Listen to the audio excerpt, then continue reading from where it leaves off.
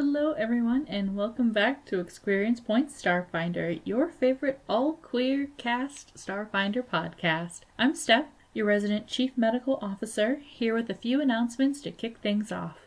As always, we would be grateful if you would take the time to give us a 5-star rating on iTunes or wherever you consume your podcasts. It would mean the world to us, and it helps new listeners to find our show. We hope you're as excited about our show as we are, and will also recommend us to your friends, your community, and just about everybody. Exciting news, we're going to PodCon! Well, Kelrick and Kenny are, to be more specific. That's at Cormelon and at Punderdrone on Twitter. The rest of us will be there in spirit. It's in Seattle, Washington on January 19th and 20th, 2019. If you're in the area at the con, come say hi! On this week's episode of ExQueerience Points, the crew tries to come up with a plan. I know, we were shocked too. Eos and Absco think outside the box, while Silverblade and Brah get a little bit closer. Minds will be blown on episode 32, BraBlade, an origin story.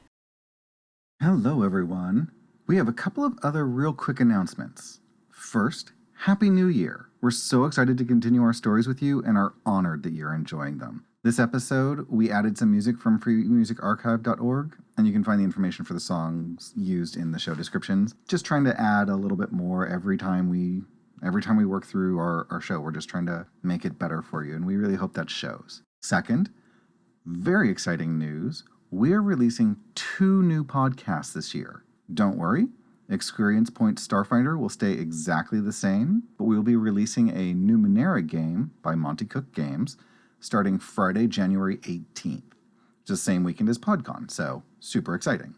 EQP Numenera, or ExQueerience Points Numenera, will have some familiar faces. I, at Cormelon, will be the baby GM doing a homebrew campaign, and our all-queer cast will consist of at Punderdrone, my husband, at Right Jesser, who you might remember as Sitza from coming on the ExQueerience Points Starfinder show, and we have a new face, at Space Persona. They'll be joining our little tribe, starting with this show. We'll be releasing every other week, and are discussing the option of Twitch streaming live. At Numenera will have its own Twitter stream, so check us out. We'll be posting about the initial launch on all of our ExQueerience Point social media, and at Punderdrone is working on the webpage updates right now. Speaking of at Punderdrone, he'll be releasing our 3rd ExQueerience Points podcast called Pun Times, and here he is to tell you more about it. In a small vacation town called Soufra Shores, something disturbing is happening. The locals don't like to talk about the missing tourists. To them, the murky past involving murders and macabre happenings is best left unsaid. The inaugural game of Pun Times is Slasher by Higher Grounds Publishing.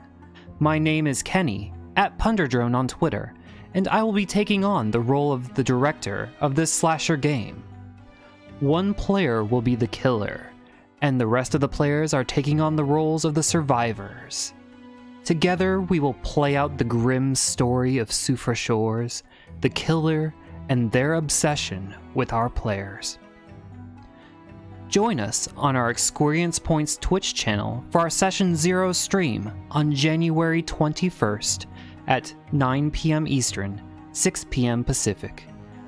You can follow this new podcast on Twitter at PunTimesEQP, and the publisher for Slasher at HG Gaming Studio. The music for this promo is titled Displaced Memories by David Hillowitz and can be found on the Free Music Archive. Greetings, adventure hookers, and welcome back to ExQueerience Points, your favorite queer Starfinder real play podcast. As always, I am your host and GM Miyu, and joining me today is our most magnificently fabulous cast. Hello, I'm Kelrick, and I am playing Angus. Hi, I'm Britt, and I'm playing Mordax, and sometimes the plucky robot Silverblade. Hi, I'm Kenny, and I play Absco Cash. Hello, I'm Steph, and I play Eos Nabari. And speaking of Eos Nabari, I believe our resident medic has a recap for us. Take it away, Doctor. Chief Medical Officer's Log. Well, I finally met Redacted. And if I'm honest, I'm a little underwhelmed. She seemed to buy Absco and Angus's explanation about the ship and even made a show of noticing Mordax and I. Redacted. We continued to follow breadcrumbs to Avalon and the Church of Abadar. I got to see up close how good of a negotiator Absco is and remind me never to play poker with them. We got some good intel out of it, and the religious archive proved fruitful. Angus and Mordax really know their tech. Thank God, because I don't. Now we have to come up with a plan to enter a ruin no one has ever reached. Just another day for the officers of the ASS Roseate. Yay! All right. That was amazing, by the way. Thank you. That deserves a slow clap. It does. It does. Okay. So, where we last left off, you have done some major negotiations and witnessed the capitalist frenzy that is the Church of Abadar. As well as having received some new information, you are putting together a plan to head out to Timeless and try to enter the city that nobody has entered. Scene, interior, the starship, ASS Roseate. Begin. I am sure that Eos is loading up with healing hypos and Like making a sure her. Yeah, absolutely.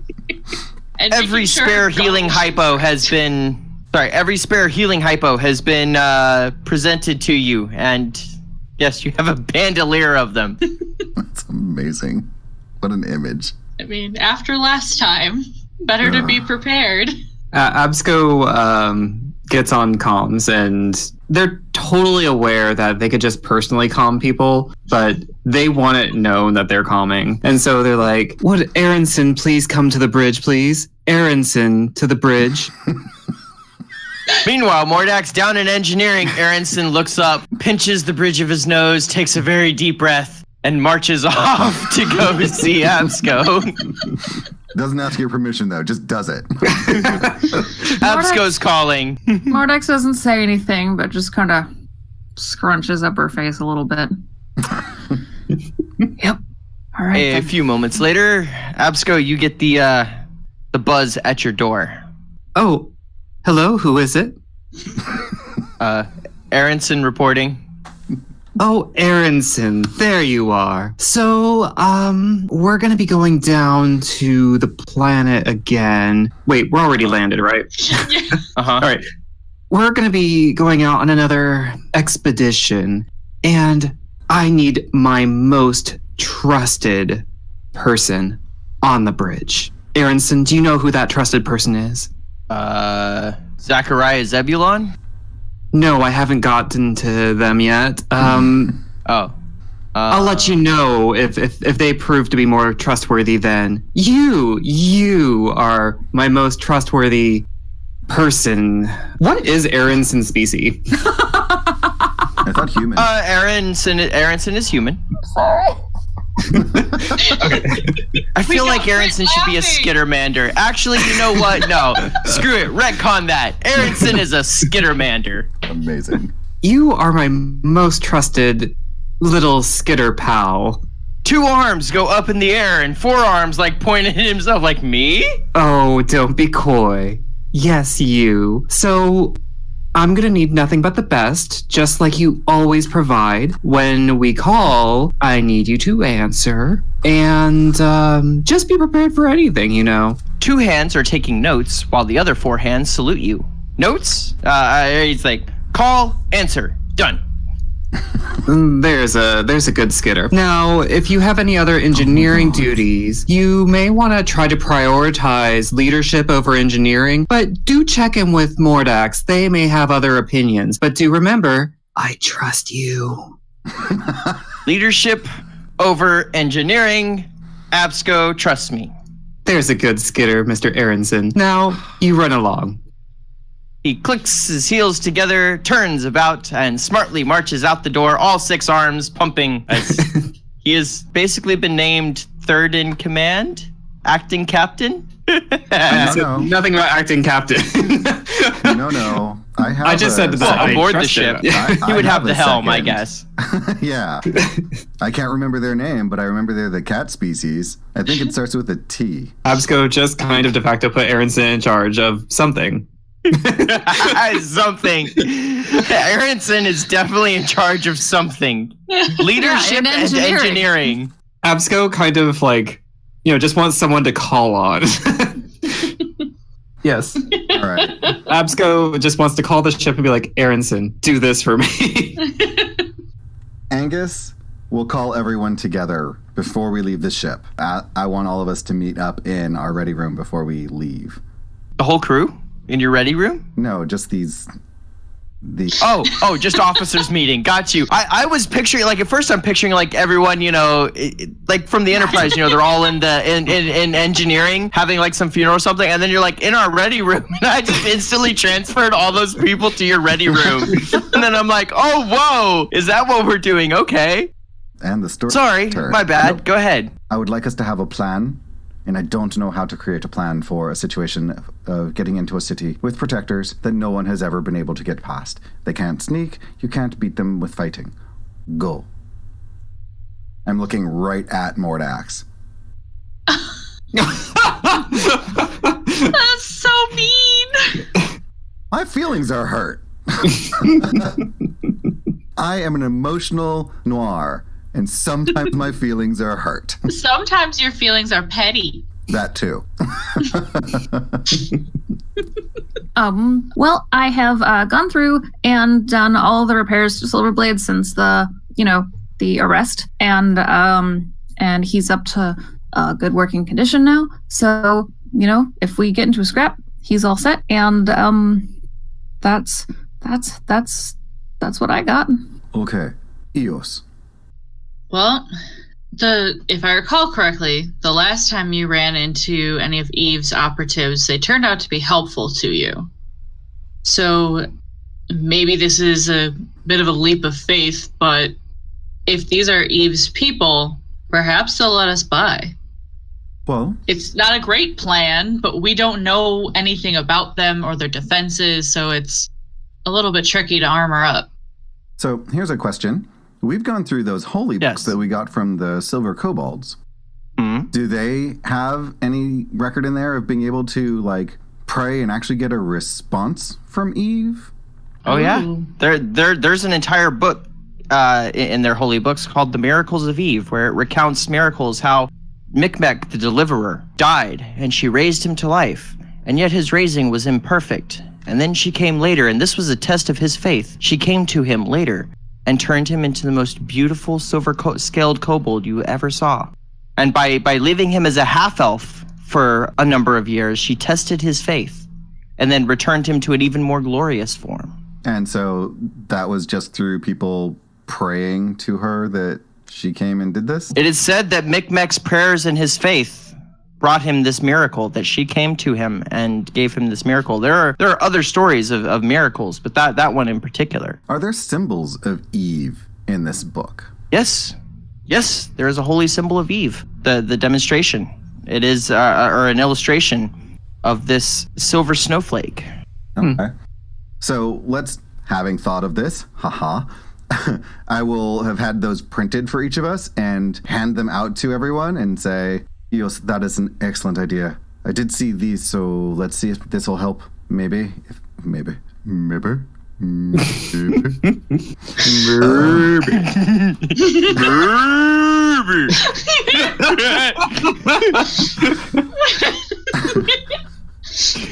It's a thing that Noir do every once in a while when they get really emotional. They just maybe.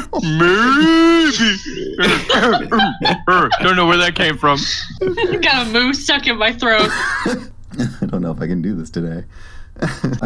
I've had these made up, so maybe they can get us past these guardians. I honestly don't know. So this is all I can come up with other than go in and try to fight our way through.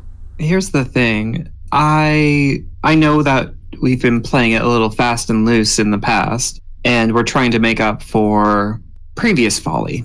We'll just call it that. But we don't even have a map. We don't know what we're getting ourselves into in general. So we have to kind of play it by ear a little bit, just by the definition of not being able to plan. I absolutely agree. But we should be as prepared as possible. I do not want anyone else to suffer because of the decisions we make. But Well, can't think of anything else, then all we can do is go forward and see what happens. I'm wondering, with the knowledge that these documents have been copied and provided to us, if I could do like a mysticism or a culture roll to see if there's anything additional I could glean off of this. So I can definitely see mysticism, but you're also studying it, so I would say mysticism with a bonus for having the books. Can I help? And Absco has an idea as well. You know, when they brought up maps, they're specifically going to see if... Oh God, I need the help. Could you help me? Yes, let's flip it. We'll flip it. Eos helps Angus, because then you get you? Yeah, no, you're fine. Great. Because then there's the +2 to that too. Yeah, so if that gives it a 24. Lest it be said that I am an evil GM. Know that I will allow you to do this, that Eos ends up being more help to Angus than Angus is to Eos.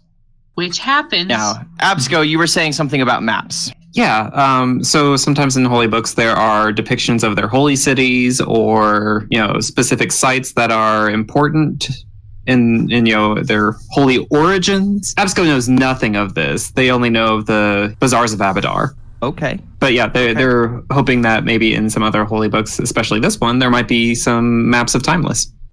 It strikes you to look through these holy books that were left for you by the silver-scaled kobolds that you met. You do find an entire story in there of this battle that took place between the synthetic entity of 18 and Evelyn Eveningtide. It is said that a great conflict took place in Timeless, and that after Eve prevailed, she set guardians about the place, protecting the foundry and ensuring that 18 will never get the key. Is there anything... And there is a map showing, well, there's an illustration showing a building that seems to be at the center of a city. And yet the city is half in ruins. All right, so is there anything in the book about how to show that you are a follower of Eve? Like any particular rituals or greetings or anything like that? Is that what you're talking about? Yeah, like in the Bible, you know, it says, you will know my followers by bleh. Or something that shows that we're not corrupted by the 18 entity to let us pass? So if we Okay. could, yeah. Okay. I'm still genuinely concerned about Silverblade. So it is said that her followers traditionally prefer silvers and the blues of ice. There's talk of different robes that different people would wear. They talk about the mark of Eve, which is this condition that causes silver scales to appear on your body. And that is a mark of favor. The holy symbol of Eve, like any other religion, the holy symbol is often a signifier, like wearing it proudly. Absco. Are you telling all of this as you're going through? Yeah, of course. I thought that you would have this information, actually, since you were the one doing the check. Okay. Absco. Everyone all together gleans this information. Great. Absco, with your abilities, can you make yourself have this mark of Eve? I mean, I can make my skin make itself appear however I really want it to. It really helps with camouflage. For a moment, they kind of allow their skin to kind of do what it does naturally, and you see that they're only in their shorts with their utility belt, and their uniform just kind of whisks away into their flesh. This is all for show. This is all for everyone else to be comfortable. That could come in really handy. You should be prepared to pull that out if we need it. Well, we also, if George feels up to it, now that he's recovered, maybe he could make a couple of robes, especially one to throw over Silverblade. My understanding is that he's still in weeks-long recovery. Is that Same. He is. He's in rehab. Yeah. Because he had some pretty extensive burns. Yeah, okay. Do we have anyone else from the tailor's unit of the ship? I guess I'm a little confused as to why we need to cover Silverblade up, because I mean he is silver, so silver might be a good thing, maybe. My concern is that if her protection is to stop 18, it could potentially be designed to stop any type of AI. I mean, I may be blind once we walk in, for all I know. And after what happened, I believe, and she does intentionally pause to kind of make eye contact with Absco and Angus, and whatever she sees there, reaffirms what she's about to say and continues, that none of us want anything to happen to Silverblade. And since this is very in flux situation, one of our first concerns is ensuring that these guardians do not target Silverblade and attempt to destroy him. Well, how about this? Eve gifted us with Brah. What if we were to bring a little bit of Brah along? What do you think, Brah? Want a field trip? Suddenly, all of the lights in the room begin blinking and flashing. Does Brah get to go on a trip? Yay! I think we could probably make it so that you could kind of like ride Silverblade. Brah, close your ears for a minute. That may not be the best idea if you want Silverblade to remain Silverblade. Oh, yeah, that's a good point. But, I mean, if you want a symbiotic entity in Silverblade... I mean, not forever. Well, that will be up to Brah if we choose to let them ride together. It may not be a bad thing. It could be a really nice marriage. Yeah, I didn't think about that. We could ask. Well, I mean, Silverblade is yours. It's honestly up to you. Silverblade is his own self. Angus sits back and just watches all this happening and is actually feeling pretty pleased because would never have even considered or thought of Brah coming along. And I'm like, this is why we had this conversation, because I would never have gotten here. Look at the captaining. Just feeling good about it. Not being smug, but just relieved and just like, oh, thank goodness. Angus pops his feet up on the desk. So, hey, Brah? Brah's ears are closed. Brah's ears are closed. Absco, I think you need to be the one to tell him to open his ears back up. Brah, little Brah, you can open your ears now, buddy. Brah's ears are closed. Brah's ears are closed. Brah cannot hear you. Eos, can you go out to a panel outside the room and let Brah know that they can come back in? Eos, you open up a panel and there is all the wiring that is just covered in this thick, ropey white fungus that you know to be Brah. Brah, are you going to listen to me? You can hear quietly singing through the wires. My Brah's ears are closed. Brah's ears are closed. She will reach in, probably against her better judgment, and oh god, I hate saying this at all. Touch Brah. I want to clarify, are you saying you are going to stroke the furry wall? You was trying not to say that. Yeah. No, I mean, I think honestly what she's saying is that she's copping a feel on a bra. Well, that's amazing. You seem to have startled Brah as the thick ropey fungus just flies everywhere out into the hallway, just flinging out, and over the intercom all through the ship you just hear Ow! And then you hear, woo, you scared me. Weren't listening. Brah's ears were closed. Yes, Brah, and I was trying, and Avsco and Mordax were all trying to tell you could come back into listening in the room now. Hard to hear when my ears are closed. I understand. That's why I accidentally had to startle you. Accidentally had to. Brah likes this. It's not like she expected that big of a response. There's that little telltale thing at the bottom. Brah will remember this. Well, and I also have been thinking, like, off and on over, when she hasn't been working with George, they've probably still been doing experiments and whatnot. So it's not the first time she's had to touch the fuzz that is Brah. God, I'm gonna stop talking now. All right, Brah is now listening. Eos is going back into the room. Hey, Ready to go. so Brah. Yeah. So I was wondering if you did come with us and you did do the thing where you hitched a ride on Silverblade. I just kind of wanted to make sure that you'd give Silverblade back afterwards. Brah doesn't understand. Mordax just looks at Absco like, how do you explain this? Brah, are you still on the Zephyr? No. So when you came from the Zephyr to the Roseate, we're talking like that, leaving Silverblade to come back to the Roseate. You want When to we're chase done. me down to a single point and then rip me out and stuff me in another one? No, just part of you. Just a little bit. We're just Brah is hoping to confused, but Brah has learned trust. Uh-oh. Okay, no, hold on, Brah. No. We're not trying to. We thought that this might be fun for you, but if it's not fun, Yes. if it's mean, then we shouldn't do it. No. Brah wants to be with Silverblade. Okay. And then does Brah want to give Silverblade back? Leave Silverblade when we're done? No, but Brah has learned trust. I think a side project might be to make Brah his own drone. Ooh. Ooh. Everyone's eyes just lit up.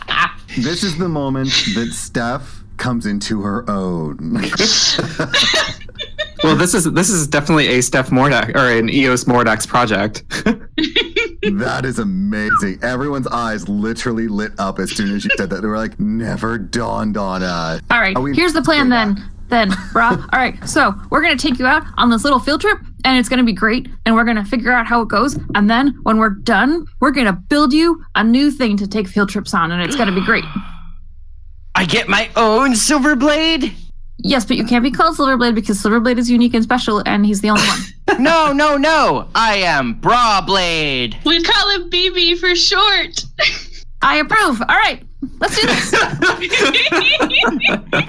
And yes, as you access one of the panels and open up Silverblade, and you watch the thick fungus reach in and then sever itself, and then after a few moments, Silverblade sort of sits up, moves around, flexes, and you just hear, "I am BraBlade! Hear me roar!" And then this big old lion roar. All right, I hope this all works. Not your programming, right, Mordax? No, that's definitely Brah. I don't think Cool. Silverblade would talk if you guys were all in the room. Silverblade only talks to me when no one's around. Oh, No. poor Mordax.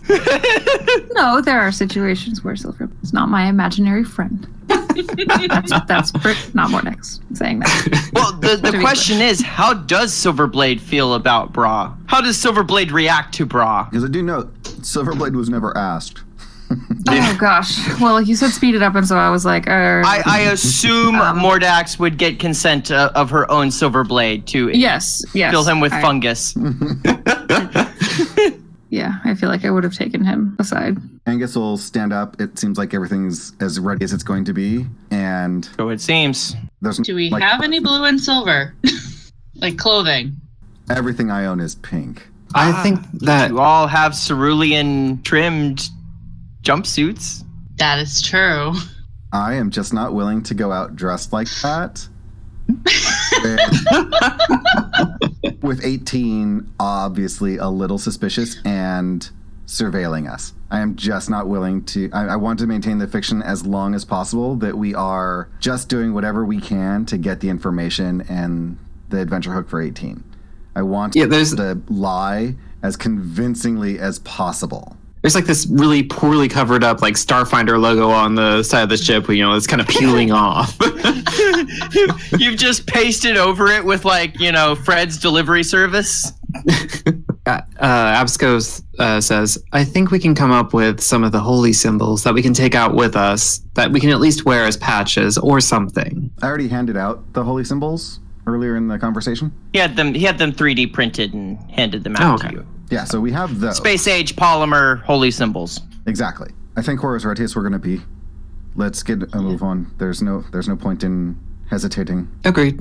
And so you leave the hustle and bustle of the mechanical city of Striving, and you begin tracking across the wasteland in the direction of Timeless. Under the hot Abalonian sun, bake, just nothing but bare ground all around you.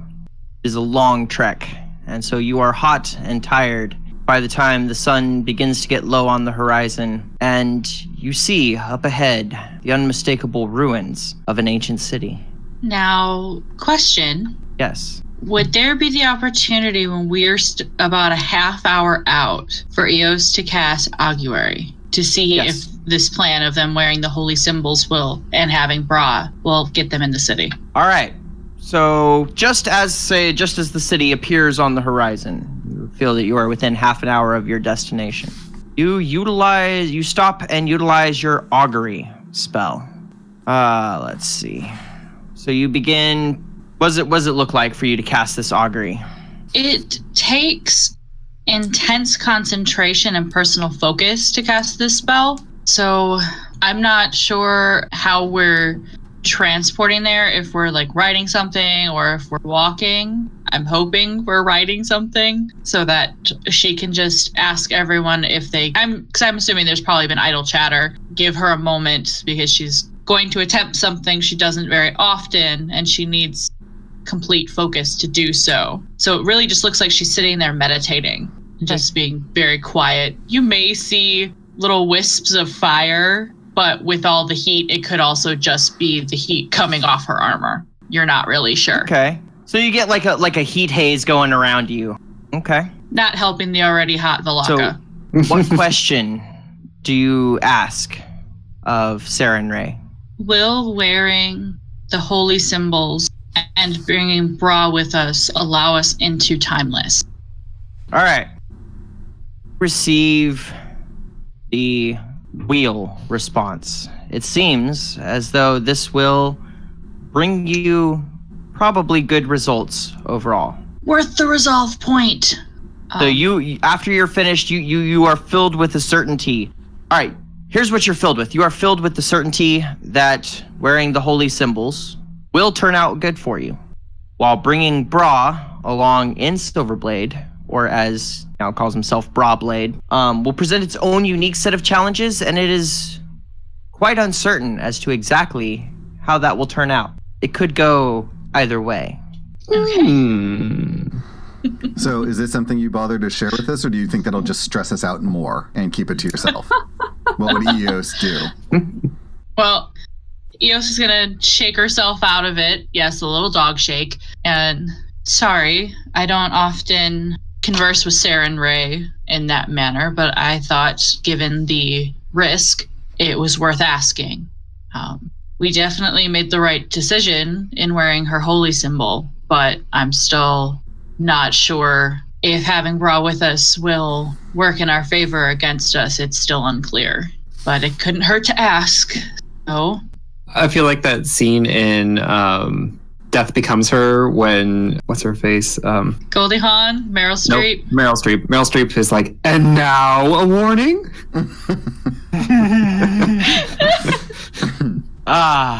Does Absco say something to that effect? Absolutely not. Okay. Absolutely not. Yes! To be fair, the spell only works a half hour in advance. No, that's great.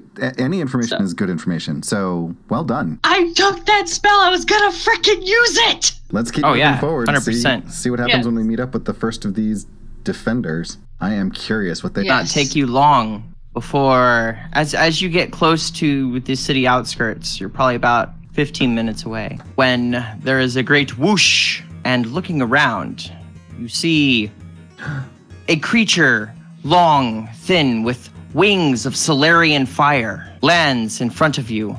And as though it is his pet, there is a wyvern-looking creature, but eyeballs all in its wings and claws and all over its body. And this winged creature with this giant, long-arm gun stands there before you and looks at each and every one of you and says, "Entrance into the holy city is forbidden. Turn back, lest you face the consequences of powers beyond your reckoning." I'll pull up the holy symbol of Eve and say, we are on a mission for Eve related to the adventure hook and need admittance to the city. As you show your holy symbol of Eve, the beautiful being. this eyeballed creature Not you. seems to sort of lunge at you, but hold back.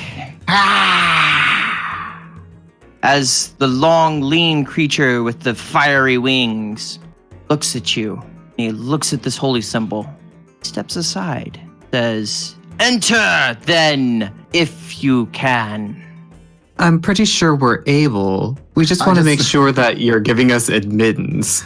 I just start walking to see what happens, because that's tacit permission. The winged-eyed creature hisses at you as you walk by, as though it really wants to eat you, but it doesn't make a move. And this creature with the wings of fire watches you. Perception check? Go ahead. Roll a perception check. That'll be a 20, not natural.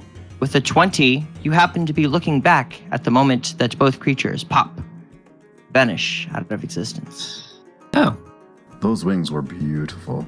And I keep looking around to see if there's anything like a shield or something that will incinerate us as we move forward. Or it's Eve, maybe freeze us to death. Who knows? Anyone want to do a mysticism check here? I can help. Yes. Sorry. I rolled a 15 for my help, so you get +2. Ooh. To a 28. A 30 mysticism. You can feel as you begin to approach the invisible barrier that domes over the city. And in fact, your eyes begin to, as you begin to tune into the frequency, begin to see this field take shape. Yes, a dome, a perfect dome over the city. Now that you've picked up on these other creatures' wavelengths, you can see them circling in the air, probably about 24 of them, along with each one of them having one of these winged beasts with them. They must use a lot of Visine. It is hot, dry, and dusty out here, so that's probably a good observation. All right, so if we look at this dome, what skill would we use to get an idea of how it's made and how to bypass it? Well, is it clear that you have determined that this is, that you have determined with your mysticism roll, this is of a divine energy origin. Mm-hmm. And in fact, I'll give you that with your roll, because you rolled a 30, so I'll use that mysticism to identify the bubble as well as you look at it. You predict that any technology moving through this will be rendered inactive. Any mechanical tech or electronic tech, especially. So Eos will be blind. Probably, yes. Okay. Fun times. There is a lot of those creatures and a force field. And just like we suspected, I'm pretty sure anything tech will be inactive once it passes through. When you say inactive, do you mean if we turn it off before going through, we can do something to get it working again once we're through the shield? Or do you mean it's done? Or, I see you shaking your head. Let me ask a third question. Is it only inactive within the bounds of the shield? Yes. Yes, it is. Okay. You are correct. It would function in a similar fashion to an anti-magic field would function with magic. This does it with technology, specifically electronics. Electronics. Does that include blasters? Energy weapons? Yeah. Poop. Yeah, just within There the is a shield. pop behind you as, once again, one of those creatures shows up and just stands there, arms crossed, just watching. I think the question here is, it sounds to me like what we're saying is Silverblade will go into stasis while we're in this bubble. But would Brah still be able to control the body since they are organic? And that's the question we have to think about. Mordax, it does sound like Silverblade will be okay, just inactive while we're in there. Yeah, I mean, I assume that was sort of why Absco suggested that, Brah take over. I am nervous that we won't be able to shoot guns, though. That's I don't have a backup. Yeah, all I have is this survival knife. So if we do get scrappy, there'll be a problem. mean, You'll just yeah, I've got a breathe it. little dagger too, but Fair. I think Absco will be using their dragon breath a lot more than they're used to. Good thing I have my tactical baton. Whips out her nightstick. Mm-hmm. And maybe not with that guy standing so close. Or not close, but watching them. Just to not continuing the non-threatening. There's about 3 or 4 of them gathered up now. I don't think I have watching you. Electronic on me, other than the links to the computer and the ship. It just means comms will be down, basically anything like that. What about the hypo needles? Will those be broken? Like if we need the healing serums, will the part that makes those work be broken, or will those consider knowledge engineering? That's a 10. Ooh. Can I assist? Maybe. Sure. I don't have much, but Dang. Nice. Okay. that was a Total lot. of 20 there. Consider Yeah. that's as the two of you discuss that, you come to the conclusion that you should be able to use the emergency manual function on the hypo spray, but that will take it from, because the hypo spray is normally a standard round to apply or standard action. Mm-hmm. That will change it to a full round action to apply, Fair. Okay. as you have to activate the emergency manual controls, which means popping it open, hitting a switch, and then depressing a plunger, as opposed to just jamming it into somebody.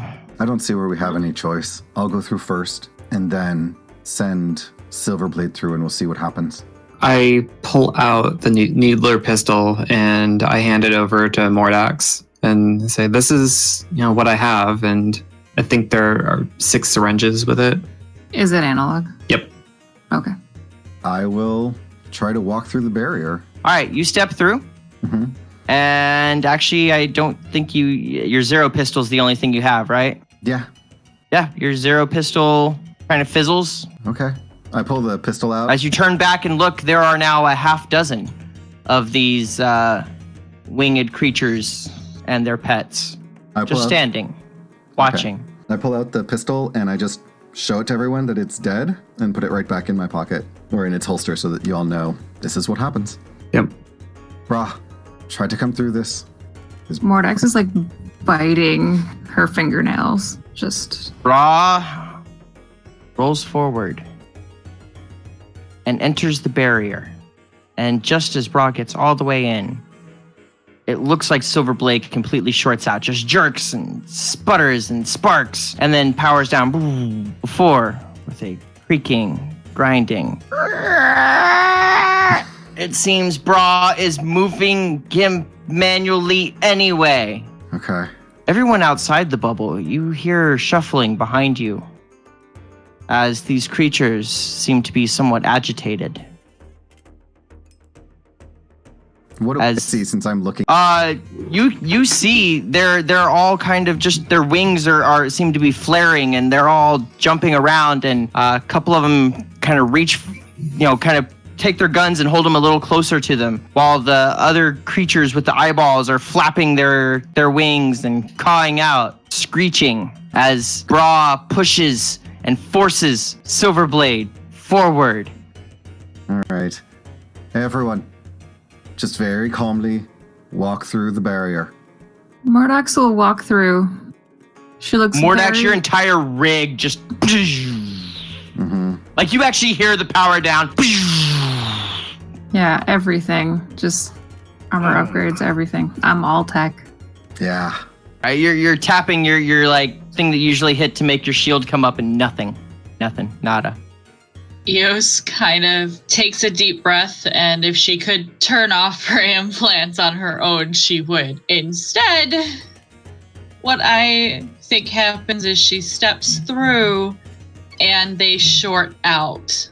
It is not a fun moment for her because that's you get a splitting headache, Not like fun. someone just drove an ice pick through your skull. You'll definitely see her flinch, Okay.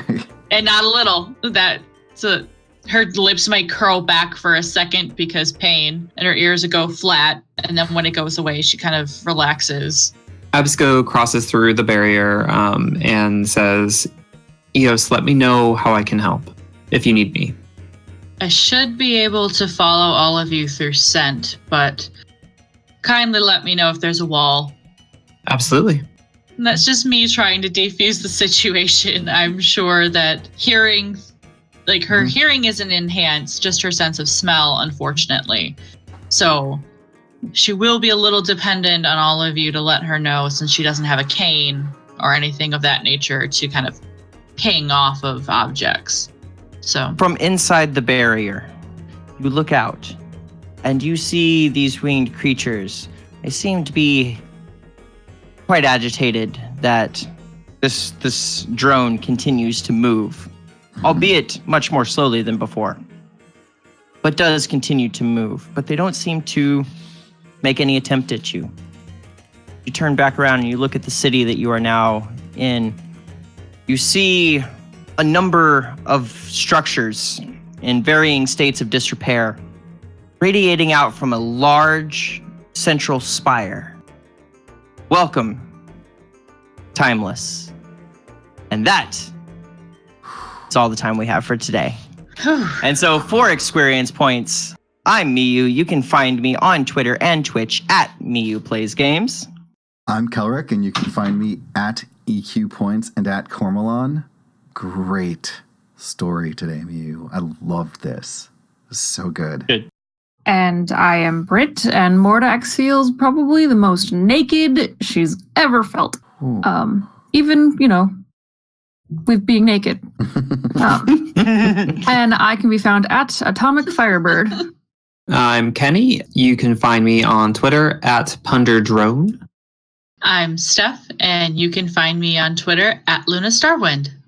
And we'll see you next time. Bye. Bye.